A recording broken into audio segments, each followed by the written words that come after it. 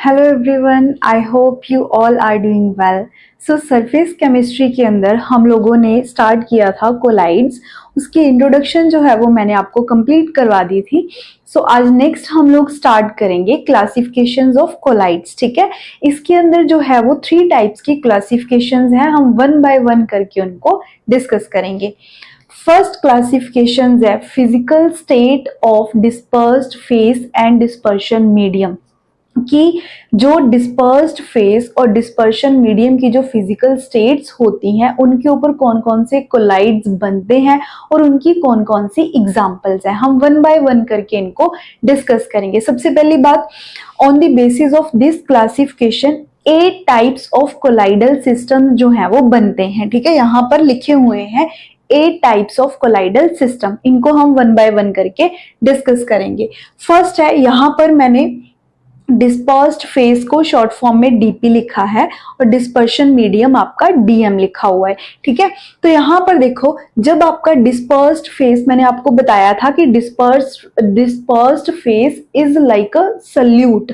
ठीक है, जो कम क्वांटिटी में होता है वो डिस्पर्स्ड फेस होता है और जो लार्ज क्वांटिटी में होता है वो आपका डिस्पर्शन मीडियम होता है। जैसे कोलाइड्स के अंदर हम डिस्पर्स्ड फेस और डिस्पर्शन मीडियम का यूज करते हैं। सोल्यूशन के केस में हम लोग सल्यूट एंड सॉल्वेंट का यूज करते हैं, बाकी इनमें कोई डिफरेंस नहीं है। तो यहाँ पर देखो, फर्स्ट है, जब भी हम दो सॉलिड्स को, डिस्पर्स्ड फेस भी सॉलिड है और डिस्पर्शन मीडियम भी सॉलिड है, इन दोनों को आपस में मिक्स करेंगे तो जो कोलाइड बनता है वो आपका होता है सॉलिड सोल। ठीक है, इसके अंदर एग्जाम्पल कौन सी आपने ये पढ़ा है कि जब हम दो मेटल्स को आपस में मिक्स करवाते हैं तो अलॉयज बनते हैं। फॉर एग्जाम्पल के लिए आपका ब्रास हो गया, ठीक है, जो ब्रास के कॉइन्स होते हैं, या फिर और भी ब्रॉन्ज हो गया, जितने भी अलॉयज हैं वो सारी की सारी किसके अंदर आते हैं, आपके सॉलिड सोल के अंदर आते हैं। और वहां पे आपका डिस्पर्स्ड फेस भी सॉलिड होता है और डिस्पर्शन मीडियम भी सॉलिड होता है। एक चीज हम आपको और बता दूं, पेपर में, एग्जाम्स में इसके रिगार्डिंग्स जो है वो क्वेश्चन पूछे जाते हैं। या तो आपको एग्जाम्पल दे रखी होगी, आपसे पूछा जाएगा कि इसका डिस्पर्स्ड फेस क्या है और डिस्पर्शन मीडियम क्या है वो बताओ, या फिर आपको ये दे रखा होगा कि डिस्पर्स्ड फेस और डिस्पर्शन मीडियम ये है, आप बताओ कौन सा कोलाइड बनेगा विद देयर एग्जाम्पल। तो ये आपने ढंग से इनको रीड करना है, क्रैमिंग नहीं करनी है। 1-2 बार पढ़ोगे तो आपको समझ आ जाएगा। तो इसके अंदर अनदर एग्जाम्पल है जेम स्टोन्स। जितने भी जेम स्टोन्स होते हैं, जैसे जो पंडित लोग बोलते हैं कि आप हीरा डालो, मतलब पन्ना डालो, नीलम डालो, ठीक है, जितने भी ये सारे के सारे स्टोन्स हैं, जितने भी ये जेम स्टोन्स हैं वो सारे किसके अंदर आते हैं, सॉलिड सोल के अंदर। साथ में कलर्ड ग्लासेस, जो हम घरों में विंडोज के ऊपर लगाते हैं ना, हम कलर्ड ग्लासेस, जो डिफरेंट डिफरेंट कलर के ग्लासेस होते हैं, वो भी किसकी एग्जांपल है, सॉलिड सोल की। नेक्स्ट है सॉलिड इन लिक्विड। जब हम सॉलिड को किसके अंदर ऐड करेंगे, लिक्विड के अंदर ऐड करेंगे, तो क्या बनता है, आपका सोल बनता है। क्लियर, ये जो सोल है ये कोलाइड ही है, it is type of colloid. के बच्चे इसको सोल्यूशन पढ़ते हैं, नो ये सोल्यूशन नहीं है, ये कोलाइड की ही टाइप है। क्लियर, तो इसके अंदर आ गया आपके पेंट्स, जो हम पेंट्स यूज करते हैं, ठीक है, जो व्हाइट वॉश हम करवाते हैं। सेकेंड आ गया सेल फ्लूइड्स, जो हमारी बॉडी में सेल्स होते हैं, इवन दो ब्लड भी जो है वो किसकी एग्जांपल है, कोलाइड की एग्जांपल है। क्लियर, अब थर्ड है सॉलिड इन गैस। सॉलिड को जब हम गैस में डालते हैं, ठीक है, तब क्या बनता है, स्मोक। उसकी एग्जांपल क्या आ गई आपकी, स्मोक। बनेगा क्या, एरोसोल। ठीक है, कोलाइड की जो टाइप है वो क्या है, एरोसोल। अब इसके अंदर आपका आ जाता है स्मोक। स्मोक के अंदर आप देखते हो वो जो धुआं होता है, गैस भी होती है और उसके अंदर डस्ट पार्टिकल्स भी होते हैं। जो पार्टिकल्स होते हैं वो सॉलिड होती है और साथ में गैस होती है। ठीक है, साथ में डस्ट, स्टॉर्म, हेज, ये सारे के सारे किसके अंदर आते हैं, एरोसोल के अंदर। ठीक, तो ये जो है, ये 3 जो भी हमने किए, इन सब में जो डिस्पर्स्ड फेस था वो सॉलिड था, डिस्पर्शन मीडियम जो है वो चेंज हो रहा था। अभी जो हम स्टार्ट करेंगे, इनमें जो डिस्पर्स्ड फेस है वो लिक्विड रहेगा। फर्स्ट है, मतलब लिक्विड के केस में फर्स्ट है, वैसे जो है वो टाइप 4th है। लिक्विड इन सॉलिड, जब आप लिक्विड को सॉलिड में डालते हो, कम क्वांटिटी में लिक्विड है, ज्यादा क्वांटिटी में क्या है आपका सॉलिड है, तो क्या बनता है जेल। ठीक है, कौन सी कोलाइड की टाइप बनती है, जेल। इसके अंदर आपके एग्जांपल्स जो जेली वाली टॉफीज आपने खाई होंगी, ठीक है, आप उनको जब स्क्वीज करते हो, ठीक है, तो उसमें से लिक्विड सा बाहर निकलता है, लिक्विड सा स्क्वीज होता है, ठीक है, तो वो सारी की सारी किसकी एग्जांपल्स आती हैं, जेल की एग्जांपल्स होती हैं। बटर, चीज, कर्ड, ये सारा का सारा क्या है, सॉलिड भी होता है और उसमें साथ में मीनवाइल लिक्विड भी होता है। आप देखते हो चीज को प्रेस करो, उसमें से लिक्विड बाहर निकलता है, तो वो क्या है, लिक्विड जो है वो किसमें डिस्पर्स किया होता है, सॉलिड के अंदर डिस्पर्स किया होता है। नेक्स्ट है लिक्विड इन लिक्विड, लिक्विड को हम लिक्विड में ऐड करवाएंगे तो क्या बनता है, इंपॉर्टेंट है ये, इमल्शन। क्लियर। अब इमल्शन की एग्जांपल्स, इमल्शन जो है ये टॉपिक आगे आएगा, ठीक है, इसी में आगे आएगा, सेकंड लास्ट या लास्ट टॉपिक है ये, तो वहां हम इसको डिटेल में डिस्कस करेंगे। इमल्शन की एग्जांपल्स आती है मिल्क। अब इमल्शन होता क्या है, जिसमें दो लिक्विड्स को आपस में मिक्स करवाया जाता है, तो मिल्क किसकी एग्जांपल है, इमल्शन की। अब इन दो लिक्विड्स को मिक्स करवाने के लिए जा तो नेचुरली उसके अंदर कुछ होता है, इमल्सिफाइंग एजेंट बोलते हैं हम उनको, वो हम आगे डिस्कस करेंगे, ठीक है, ताकि दो लिक्विड आपस में मिक्स रहे। अब मैंने आपको मिल्क का बताया था, उसके अंदर केसीन प्रोटीन्स जो है वो प्रेजेंट होते हैं, जो मिल्क और फैट को, जब मिल्क के अंदर क्या होता है, वाटर, फैट, ऑयल, ठीक है, इन तीनों को क्या करके रखता है, वो मिक्स करके रखता है, कौन, केसीन प्रोटीन्स, ठीक है, वो किसकी तरह काम करते हैं, इमल्सिफाइंग एजेंट, वो उन लिक्विड्स को आपस में मिक्स करवा के रखते हैं। हेयर क्रीम, जो बालों में हम क्रीम लगाते हैं, मॉइस्चर वगैरह जो हो गए, ठीक है, मेडिसिन, ठीक है, ये भी याद रखना, मेडिसिन भी है वो किसकी एग्जांपल है, इमल्शन की एग्जांपल्स हैं, ठीक है, ये हम सारा का सारा डिटेल में आगे डिस्कस करेंगे। नेक्स्ट है लिक्विड इन गैस, लिक्विड को जब हम गैस में डिस्पर्स करवाते हैं तब क्या बनता है, तब भी एरोसोल बनता है। जो हमने अभी किया वो था सॉलिड इन गैस, सॉलिड को गैस में करवाएंगे। अब है लिक्विड इन गैस, एग्जांपल इसकी आप फोग, आप देखो जब हम सर्दियों के दिनों में घर से बाहर निकलते हैं, ठीक है, फोग वगैरह होती है, तो जब हम बाहर जाते हैं तो लिक्विड सा हमारे फेस के ऊपर जो है वो लिक्विड सा आना स्टार्ट हो जाता है। क्यों, क्योंकि उसमें क्या होता है, लिक्विड भी होता है और गैसेस भी होती हैं, दैट इज वाई। अब स्मोक के केस में जो लिक्विड है वो नहीं होता, वहां पे सॉलिड डस्ट पार्टिकल्स होते हैं और गैस होती है, तो ये चीजें थोड़ा ध्यान में रखना। मिस्ट हो गया, फोग हो गया, क्लाउड्स होंगे, वो भी किसकी एग्जांपल्स है, लिक्विड इन गैस। साथ में एक और एग्जांपल इंसेक्टिसाइड स्प्रे, जो हम इंसेक्टिसाइड्स को किल करने के लिए जो स्प्रे करते हैं, आपने घरों में देखा होगा, हम कॉकरोच वगैरह को मारने के लिए एक काला हिट वगैरह ये ऐसी आती हैं, ठीक है, स्प्रे का यूज करते हैं, तो आप जब उसको प्रेस करते हो तो उसमें से लिक्विड भी बाहर निकलता है और गैस भी होती है, ठीक, तो ये किसकी एग्जाम्पल है, liquid in gas. Next 7th है गैस इन सॉलिड, गैस को अब हम डिस्पर्स करेंगे, किसमें, सॉलिड में डिस्पर्स करेंगे। जब हम गैस को सॉलिड में डिस्पर्स करेंगे तब क्या बनता है, सॉलिड सोल बनता है।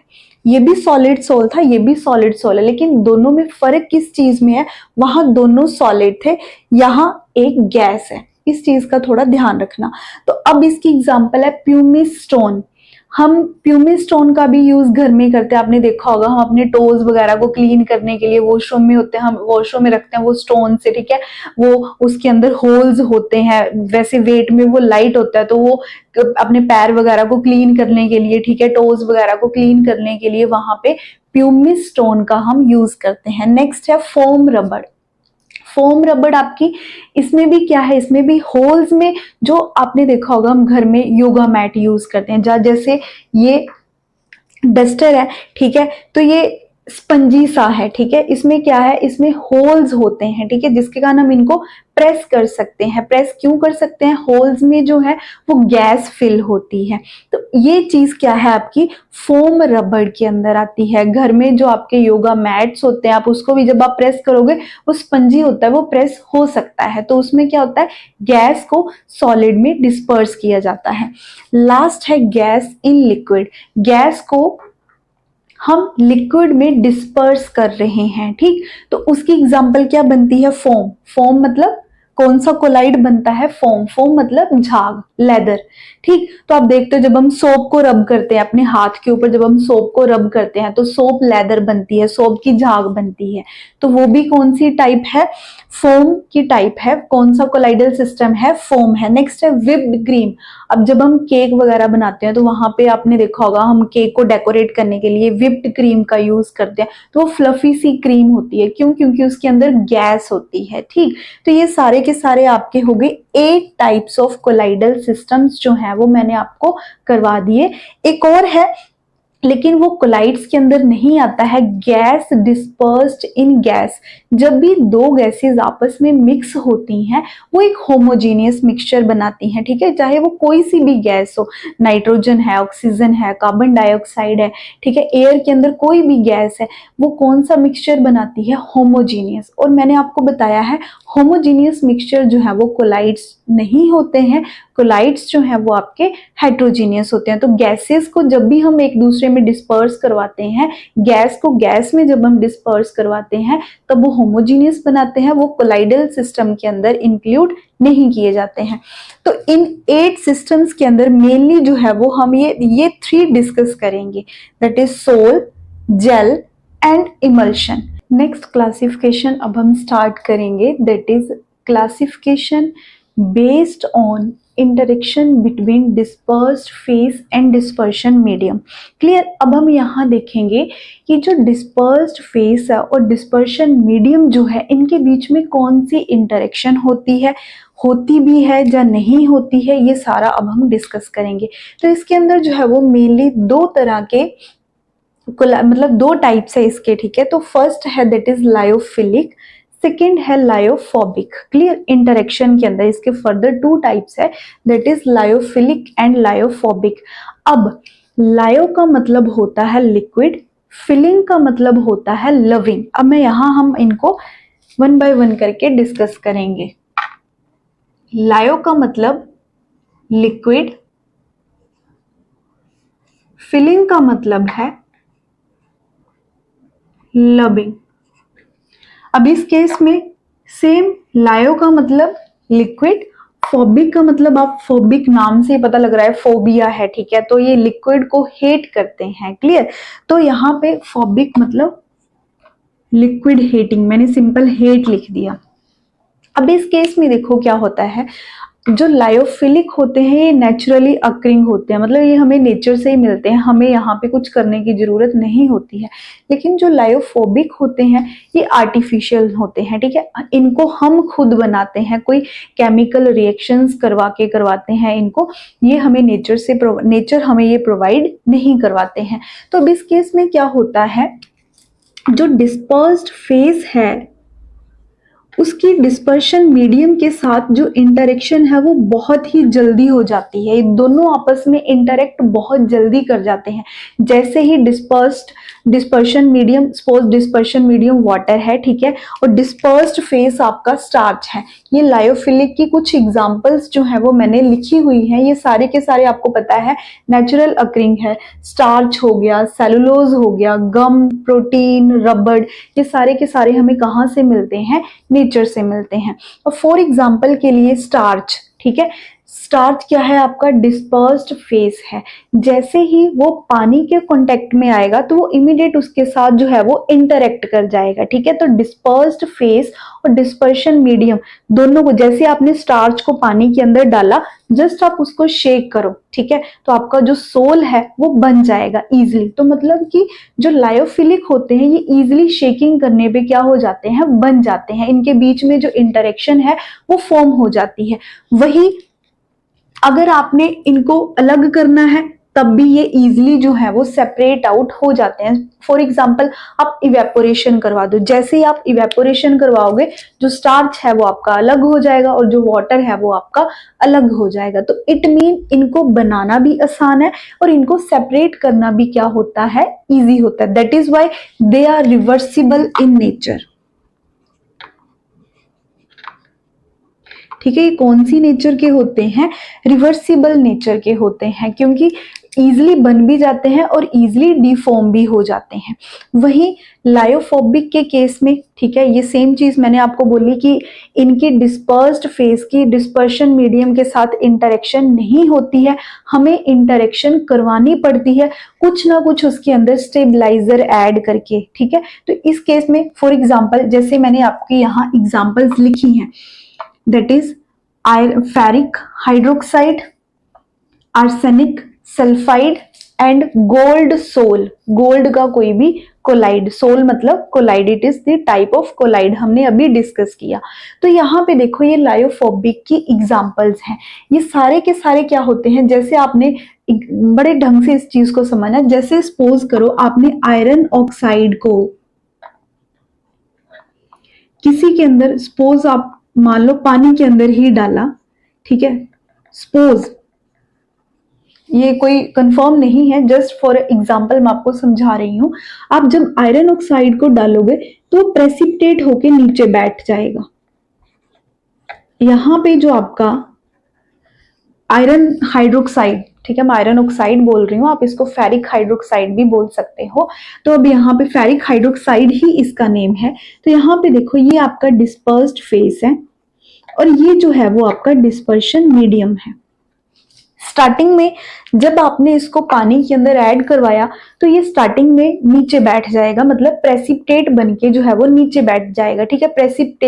प्रेसिपिटेशन को आप इसको कोगुलेशन भी बोल सकते हो, ये कोगुलेशन जो है वो भी हम आगे डिस्कस करेंगे।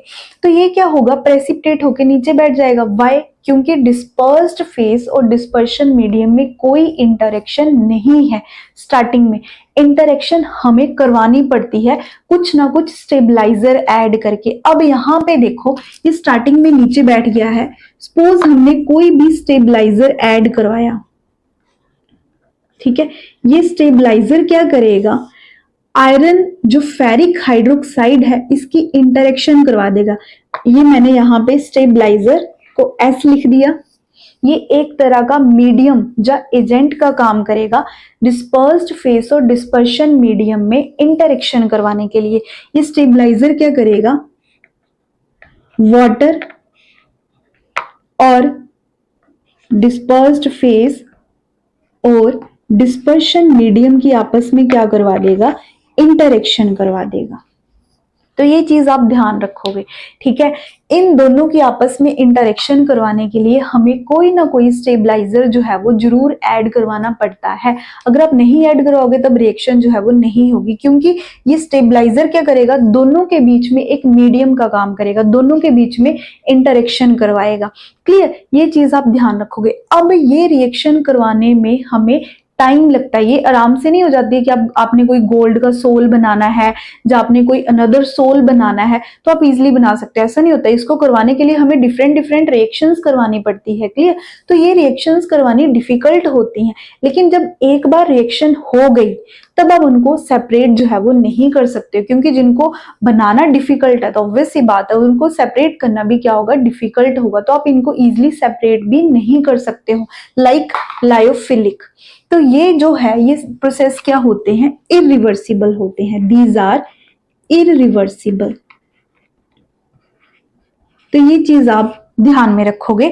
इस केस में मेन जो रोल प्ले कर रहा है वो स्टेबलाइजर कर रहा है। अगर आप स्टेबलाइजर को हटा दोगे तो फिर से वो प्रेसिपिटेट बनके नीचे बैठ जाएगा, मतलब उनकी इंटरेक्शन जो है वो हट जाएगी। क्लियर इतनी बात? अब नेक्स्ट है ये इंट्रिंसिक कोलाइड्स होते हैं, इंट्रिंसिक कोलाइड। और ये जो है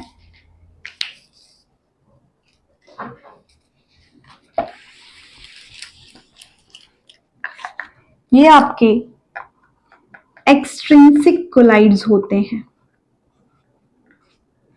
मींस इसका मतलब क्या है, इसका मतलब है इंट्रिंसिक कोलाइड्स का मतलब होता है जिनको हम इजीली बना सकते हैं, इजी टू फॉर्म, ठीक है। ये कोलाइड्स जो है वो इंट्रिंसिक है, मींस ये आराम से बन जाते हैं, इजी टू फॉर्म, जस्ट आप शेक करो कोलाइड बन गया। एक्सट्रिंसिक का मतलब है they are not easy to prepare, इनको बनाना जो है वो आसान नहीं होता, that is why they are extrinsic colloids. Clear? अब थर्ड पॉइंट है they are very stable, they are very stable. लेकिन ये जो होते हैं ये अनस्टेबल होते हैं, ठीक है। इनको स्टेबल करने के लिए हमें कोई ना कोई स्टेबलाइजर ऐड करवाना पड़ता है, वो मैंने आपको अभी यहाँ पर समझा दिया। ये स्टार्टिंग में अनस्टेबल होते हैं, इनको स्टेबल करवाने के लिए हमें ट्रेस अमाउंट में जो है वो कोई ना कोई स्टेबलाइजर जो है वो ऐड करवाना पड़ता है। वो डिपेंड करता है कि आप कौन सा सोल बना रहे हो, ठीक है। जो भी आप कोलाइड बना रहे हो, जैसे अगर आप फेरिक हाइड्रोक्साइड बना रहे हो तब आपको कोई मतलब कोई फिक्स स्टेबलाइजर ऐड करवाना पड़ेगा। ये भी हम जब मैं आपको पेप्टाइजेशन समझाऊंगी वहां पे ये चीज दोबारा फिर आएगी, तो वहां पे हम इनको देखेंगे, ठीक है। अगर आपने गोल्ड का सोल बनाना है तब स्टेबलाइजर कोई आपको अनदर ऐड करवाना पड़ेगा। तो ये अनस्टेबल होते हैं, स्टेबल करने के लिए स्टेबलाइजर ऐड करना पड़ता है। फोर्थ है इसका, ये do not carry any charge, carry any charge, ठीक है। इनके ऊपर कोई भी चार्ज नहीं होता है, मतलब ये बिल्कुल न्यूट्रल होते हैं, फ्री टू मूव होते हैं और ये किसी भी डायरेक्शन में जा सकते हैं। जब इनके ऊपर कोई चार्ज ही नहीं है तो ये फ्रीली मूव कर सकते हैं, किसी भी डायरेक्शन में जा सकते हैं। लेकिन इनके ऊपर जो है वो चार्ज होता है, वो डिपेंड करता है पॉजिटिव चार्ज है या नेगेटिव चार्ज है, वो हम आगे समझेंगे इस चीज को, ठीक है। लेकिन ये क्या करते हैं, ये चार्ज कैरी करते हैं, तो उसके हिसाब से जो भी इनके ऊपर चार्ज है ये उस चार्ज के अकॉर्डिंग मूव करेंगे, ठीक है। या तो ये कैथोड टू एनोड जाएंगे, cathode to move, cathode to anode, या फिर एनोड टू कैथोड। बट मैंने आपको अभी समझा दिया ये मेनली किसके ऊपर डिपेंड करता है, ये मेनली डिपेंड करता है चार्ज के ऊपर कि उसके ऊपर कौन सा चार्ज है, ठीक है। पॉजिटिव चार्ज है, ठीक है, तब कहां से कहां जाएगा, नेगेटिव चार्ज है तब कहां से कहां जाएगा। तो मतलब कि एनोड से कैथोड जाएगा या कैथोड से एनोड जाएगा, वो उसके चार्ज के ऊपर डिपेंड करेगा। तो ये आपके इसके 4 पॉइंट्स होंगे। फिफ्थ पॉइंट है, ये टिंडल इफेक्ट शो नहीं करते हैं, do not show Tyndall effect. ये भी आगे हम डिस्कस करेंगे। ये टिंडल इफेक्ट शो नहीं करते हैं। अब टिंडल इफेक्ट मैंने आपको इसकी थोड़ी सी मैंने इसको एक्सप्लेन किया था कि टिंडल इफेक्ट मेनली होते क्या हैं। टिंडल इफेक्ट जो है वो कोलाइड शो करते हैं। टिंडल इफेक्ट है क्या चीज है, that is scattering of light, ठीक है। लाइट को जो स्कैटर करवाते हैं उसको, उस प्रोसेस को हम बोलते हैं टिंडल इफेक्ट। अब लायोफिलिक जो है वो टिंडल इफेक्ट को शो क्यों नहीं करते हैं, क्यों? क्योंकि लायोफिलिक कोलाइड्स क्या होते हैं, लायोफिलिक के अंदर डिस्पर्स्ड फेज जो है, जैसे ये डिस्पर्शन मीडियम है, पानी है सपोज, डिस्पर्स्ड फेज जो है वो इसके साथ आके अटैच हो जाएगा, बिल्कुल ऐसे। ये डिस्पर्स्ड फेज है, ठीक है। ये जो मैंने डॉट्स लगा रखे हैं ये क्या है, डिस्पर्स्ड फेज के पार्टिकल्स हैं। ये क्या करेंगे, डिस्पर्शन मीडियम के साथ बिल्कुल अटैच हो जाएंगे, ठीक है। ये बाहर मतलब अलग नहीं होंगे, ठीक। तो टिंडल इफेक्ट जो है वो कौन शो करते हैं, ऐसे पार्टिकल्स, ठीक है, जो लाइट को स्कैटर कर सके। अब जब ये डिस्पर्स्ड फेज डिस्पर्शन मीडियम के साथ अटैच हो जाएंगे तो इनका साइज बहुत ही लार्ज हो जाएगा, that is large in size, so they are not capable to show Tyndall effect, clear. लेकिन वही लायोफोबिक जो होते हैं वो टिंडल इफेक्ट शो कर सकते हैं, क्योंकि मैंने आपको अभी बताया कि इनके बीच में डिस्पर्स्ड फेस और डिस्पर्शन के मीडियम के बीच में कोई इंटरेक्शन नहीं होती है, वो हमें इंटरेक्शन करवानी पड़ती है स्टेबलाइजर ऐड करवा के, ठीक। तो ये जो है वो टिंडल इफेक्ट शो कर सकते हैं, लेकिन जो लायोफिलिक है वो टिंडल इफेक्ट शो नहीं करते हैं। क्यों नहीं करते हैं वो मैंने आपको अभी एक्सप्लेन कर दिया। इसका 6th पॉइंट है लायोफिलिक का, कि ये जो इनके जो कोलाइड्स के पार्टिकल्स का साइज होता है वो बड़ा होता है, दैट इज ये होते क्या है, they are macromolecules. For example के लिए जो स्टार्च है इसके पास जो है वो large number of OH groups होते हैं, ठीक है, बहुत, तो इसका साइज जो है वो बड़ा होता है। तो ये कैसे, इनके जो कोलाइड्स के पार्टिकल्स का जो साइज होता है वो कैसा होता है, दे आर मैक्रोमोलिक्यूल्स। कैसे होते हैं ये, दे आर मैक्रो मॉलिक्यूल्स। वहीं जो आपके लायोफोबिक होते हैं ये एग्रीगेट करके बनते हैं, ठीक है, aggregation of molecules, they are aggregate, ठीक है। तो इनके जो कोलाइड्स होते हैं वो कैसे बनते हैं, जो कोलाइड्स के पार्टिकल्स हैं वो कैसे फॉर्म होते हैं, बाय एग्रीगेशन ऑफ मॉलिक्यूल्स। ये साइज में बड़े होते हैं और ये साइज में एज कंपेयर टू दिस जो है वो क्या होते हैं, स्मॉल नहीं हम बोल सकते हैं, लेकिन ये अकेला ही पार्टिकल होता है बड़े साइज का, ये एग्रीगेट करके फॉर्म होते हैं, ठीक है। छोटे छोटे पार्टिकल्स मिलके जो है वो एक बड़े साइज का मॉलिक्यूल बनाते हैं। 7th पॉइंट है, इनकी कोगुलेशन करवाना आसान नहीं है।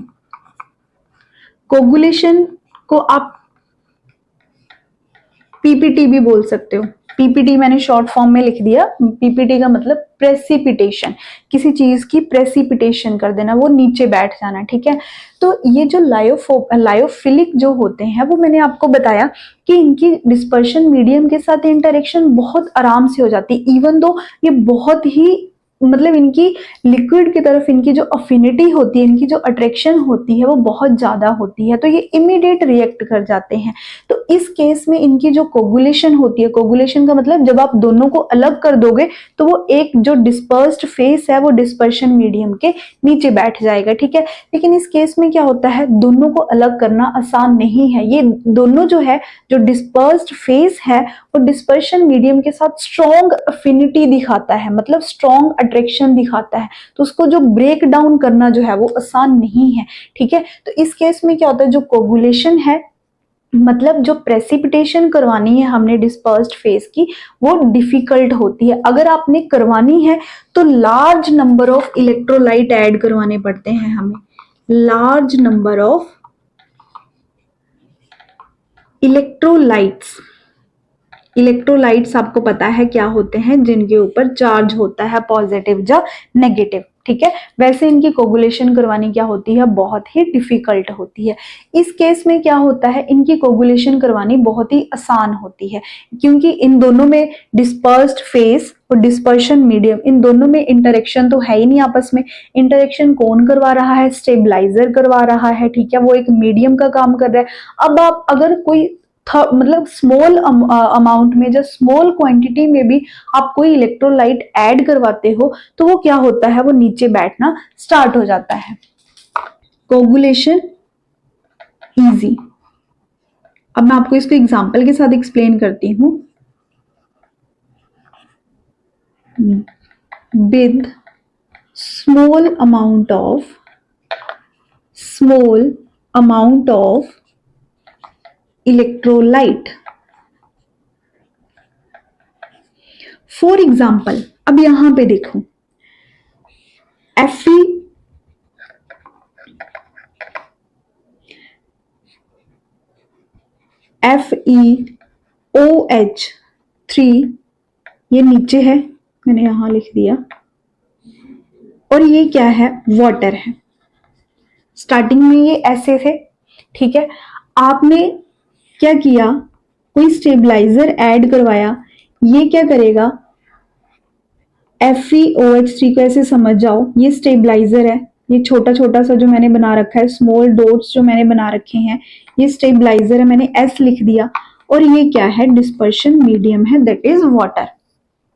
स्टेबलाइजर ने क्या किया, स्टार्टिंग में FeOH थ्राइस जो है वो आपका प्रेसिपिटेट बन के नीचे बैठा हुआ था। स्टेबलाइजर ने क्या किया, उसको कोलाइड बना दिया। कोलाइड्स क्या होते हैं, जो डिस्पर्शन मीडियम के अंदर घूमते रहते हैं इधर उधर, ठीक है, वो नीचे सेटल नहीं होते हैं, वो सोल्यूशन के अंदर इधर उधर घूमते रहते हैं। तो ये क्या किया, स्टेबलाइजर ने क्या किया, इसको कोलाइड बना दिया, ठीक है, किसको, FeOH थ्राइस को, मतलब फेरिक हाइड्रोक्साइड को स्टेबलाइजर ने कोलाइड बना दिया। अब आप सपोज करो आपने कोई ऐसा इलेक्ट्रोलाइट ऐड किया कि वो स्टेबलाइजर जो है उसने स्टेबलाइजर को न्यूट्रल कर दिया, स्टेबलाइजर को क्या कर दिया, न्यूट्रल कर दिया। सपोज करो कि जो आपका स्टेबलाइजर है वो पॉजिटिव चार्ज का है, ठीक है, आपका जो स्टेबलाइजर है वो उसके ऊपर कौन सा चार्ज है, पॉजिटिव चार्ज है। अब आपने एक ऐसा इलेक्ट्रोलाइट ऐड करवाया, ठीक है, जिसके नेगेटिव चार्ज ने पॉजिटिव स्टेबलाइजर के ऊपर था, इलेक्ट्रोलाइट के नेगेटिव चार्ज ने स्टेबलाइजर को क्या कर दिया, न्यूट्रल कर दिया। ठीक है, इस चीज को बड़े ध्यान से समझना।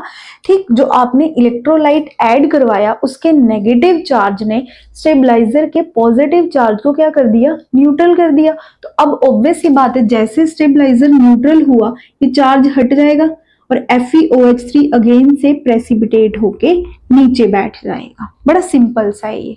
हो गया आपका कोगुलेशन का। लास्ट पॉइंट है विस्कोसिटी। विस्कोसिटी क्या होता है, आपने पढ़ा होगा। विस्कोसिटी का मतलब होता है थिकनेस, किसी कंपाउंड की, किसी सोल्यूशन की थिकनेस को हम बोलते हैं विस्कोसिटी। या आप बोल सकते हो इसको हिंदी में गाढ़ापन। ठीक है, अब यहाँ पे देखो इस केस में क्या होता है, जो लायोफिलिक कोलाइड्स होते हैं, मैं यहाँ सिंपल शॉर्ट फॉर्म में लिख रही हूँ, लायोफिलिक कोलाइड्स जो होते हैं have less viscosity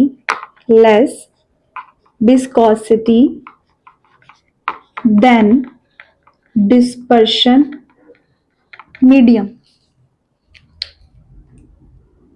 लेस नहीं आएगा यहां पर, लार्ज आएगा। सिंपल सी बात। आप देखो पहले ओनली डिस्पर्शन मीडियम था। आप जनरल एग्जांपल आप समझो, पहले सिंपल पानी था, अब पानी की जो विस्कोसिटी है वो कम होती है। ठीक है, अगर आप फ्लोर के ऊपर पानी फेंकते हो तो वो पानी जल्दी मूव करके एक साइड से दूसरी साइड चला जाएगा। अब वहीं उस पानी के अंदर आपने क्या किया, आपने उस पानी के अंदर बहुत सारी चीनी को डिसॉल्व कर दिया, बहुत सारी शुगर को क्या कर दिया, डिसॉल्व कर दिया। अब अगर आप उस पानी को फ्लोर के ऊपर गिराते हो तो उसकी जो मूव करने की कैपेसिटी है वो सिंपल पानी के कंपैरिजन जो है वो क्या हो जाएगी, घट जाएगी। ठीक है, कम हो जाएगी। क्यों? क्योंकि जैसे आपने पानी के अंदर चीनी को ऐड किया, शुगर को ऐड किया, उसकी विस्कोसिटी बढ़ जाएगी, उसका गाढ़ापन जो है वो इंक्रीज हो जाएगा और उसकी जो चलने की कैपेसिटी है वो कम हो जाएगी। सेम चीज यहाँ पर है। जैसे आपने पहले सिंपल डिस्पर्शन मीडियम था, पानी था, जैसे आपने डिस्पर्स्ड फेज के साथ इंटरेक्शन करवाया वहां पे वो डिस्पर्स्ड फेज के पार्टिकल्स भी आके अटैच हो जाएंगे। अब सिंपल पानी जो है वो फ्रीली तेज मूव कर सकता था, अब डिस्पर्स्ड फेज के पार्टिकल भी उसके साथ आकर क्या हो गए, अटैच हो गए। अब जब वो मूव करेगा तो उसकी मूव करने की जो कैपेसिटी है, मतलब चलने की जो कैपेसिटी है वो कम हो जाएगी, क्योंकि अब उसके साथ जो है वो डिस्पर्स्ड फेज के पार्टिकल्स भी आकर अटैच हो गए हैं। ठीक है, तो यहाँ पे आप ध्यान रखोगे जो लायोफिलिक कोलाइड्स होते हैं उनकी विस्कोसिटी ज्यादा होती है, have large viscosity than dispersion medium. ये चीज आपने ध्यान रखनी है। लेकिन इस केस में क्या होता है, लायोफोबिक के केस में क्या होता है, जो विस्कोसिटी है वो सेम रहती है। क्यों? क्योंकि दोनों में कोई इंटरेक्शन तो है नहीं। पहले सिंपल पानी था, जितनी कैपेसिटी से वो मूव कर रहा था, जब आपने उसके अंदर डिस्पर्स्ड फेस भी ऐड कर दिया तब भी उनकी कैपेसिटी जो है वो चलने की सेम रहेगी, क्योंकि दोनों में कोई इंटरेक्शन तो होती नहीं है। तो इनकी विस्कोसिटी जो है, लायोफोबिक कोलाइड्स की विस्कोसिटी जो है वो सेम होती है देयर डिस्पर्शन मीडियम। तो ये आपकी सेकेंड क्लासिफिकेशन जो है वो कंप्लीट हो गई।